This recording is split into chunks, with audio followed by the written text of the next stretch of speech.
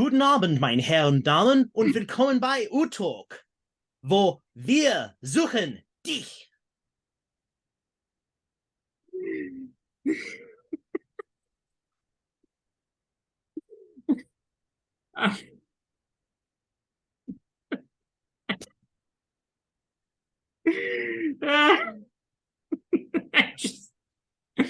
I want to learn German We've now. spoken before on the show about the importance of being involved, not being a passerby as things happen around you.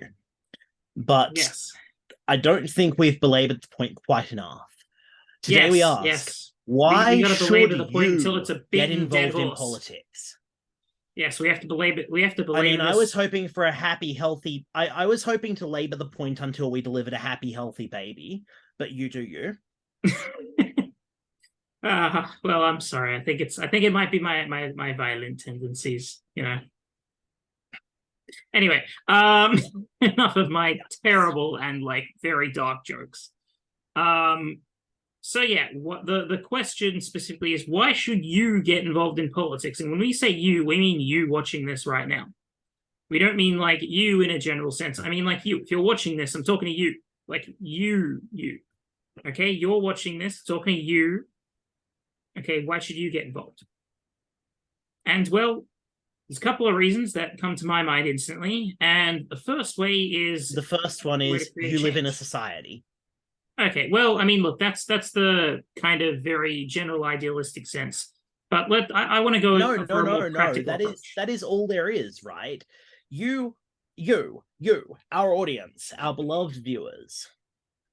Honestly, some of you are probably tossers and we might love you a little bit less, but we still appreciate that you showed up. I mean, you look, live in a society. It sounds trivial, but the fact of the matter is that the social contract says that we all have responsibilities to each other. And part of the thing that we dislike about politics is the abrogation of the social contract by those in power, usually at the behest of those with money. Yeah. But we have a responsibility as members of a society to try and take care of each other's interests. And we have a responsibility for ourselves to advocate for what we need. Because you can't actually look after someone's interests if they don't tell you what their interests are. Yeah. Like, you have a voice and we need it. Because otherwise we don't know what you want from us. That was the third point that I was actually going to get to. So I'll come back to that. Or I'll start with the third point then. So essentially, if you don't get involved yourself, then you're not getting your say. Your input is just non-existent. So if you would very much like for Australia to have, let's go with something simple and crazy, pictures of puppies and kittens reliable on every internet street for corner. Everyone. Well, actually, I like your idea better. The internet's full of negativity. Nobody dislikes pictures of kittens and puppies. Well, yes, I was about to say I was going for something a lot more simple, but now I'm like, well, I'm trying to go for something that's not a fantasy. So puppies and kittens on every street corner. On every single let's say street lights. No, what's the thing? Stoplights? Lampposts. What are they? No, the one it's at an intersection. Street light? They just called. I'm forgetting the name. Whatever. Traffic lights? Doesn't matter. Yes, traffic lights. Thank you for being my wordsmith when I need it. So imagine you want puppies and kittens at every traffic light. Right, every single traffic light in the country must have puppies and kittens, and that is what you want to bring to Australia. If you do not give your input, that will not happen. And if you don't show up, you can't give your input. It's been said that 80% of success is simply showing up. That's not wrong. Speaking of showing up, Kyle, your videos... Oh, no, we're good. Huh? Your video froze for a moment. It's okay. Oh, okay. How bad was it? 80% of success is showing up.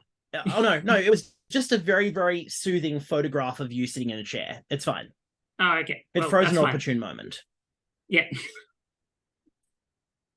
So, when you say opportune moment, I just think of something terrible looking and very X-rated.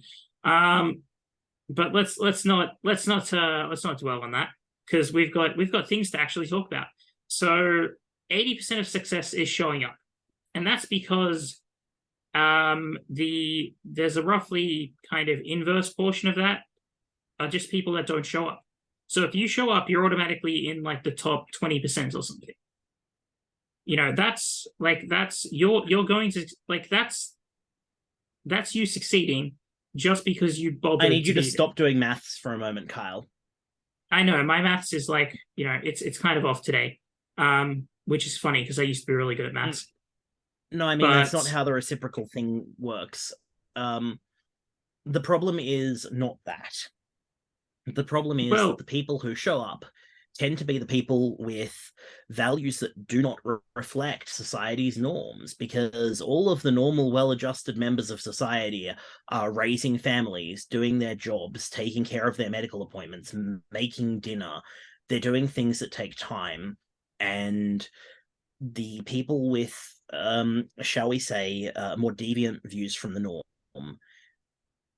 feel it is so important to get these views into the public sphere that in many cases they're the only people who show up.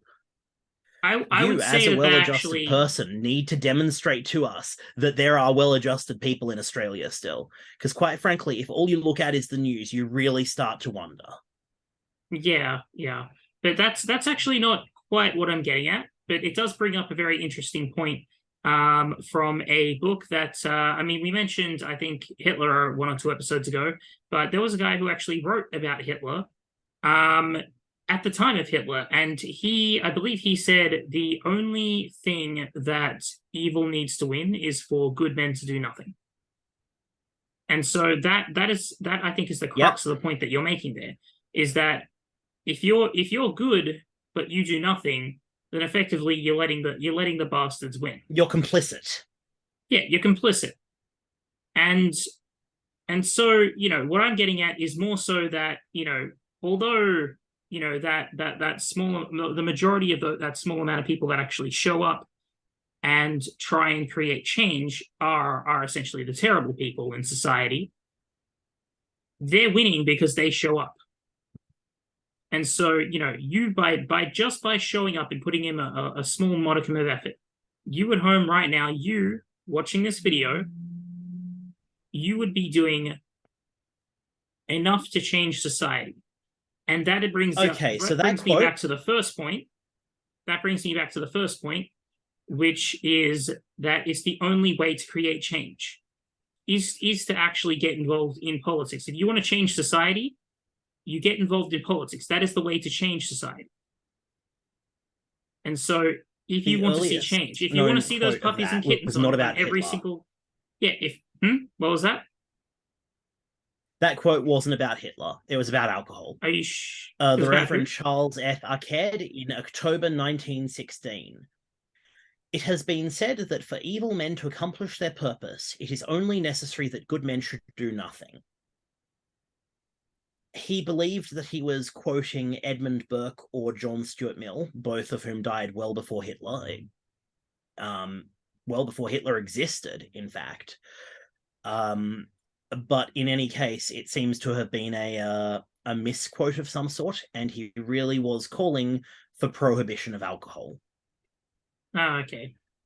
It's okay, because what I remember it being from, what, maybe the writer from Germany who was actually, he was a German writer, um, for a newspaper, and he, I believe, wrote even a book. I can't quite remember, but I think he must have been Here quoting we somebody go. then when he said it. Let's quote John Stuart Mill from 1867. Let Real not quickly, because we're anyone running out of time. pacify his conscience. Let not anyone pacify his conscience by the delusion that he can do no harm if he takes no part and forms no opinion. Bad men need nothing more to compass their ends than that good men should look on and do nothing. He is not a good man who, without protest, allows wrong to be committed in his name and with the means which he helps supply, because he will not trouble himself to use his mind on the subject. Damn, that is. profound. Please send that to me. What can I say? Political dialogue used to be spicier. Yeah. Well, I mean, I don't know. You say spicier, I say profound. But I think we do mean the same thing there. I think Paul Keating and John Stuart Mill would have gotten along. I think they would have. And I would have liked to have met both of them, but hopefully at some stage I might meet one of them. For now, though, I think we've kind of made the point, and under time. So I think maybe we'll leave it there and just reiterate that on time and under budget. My favorite way to tender.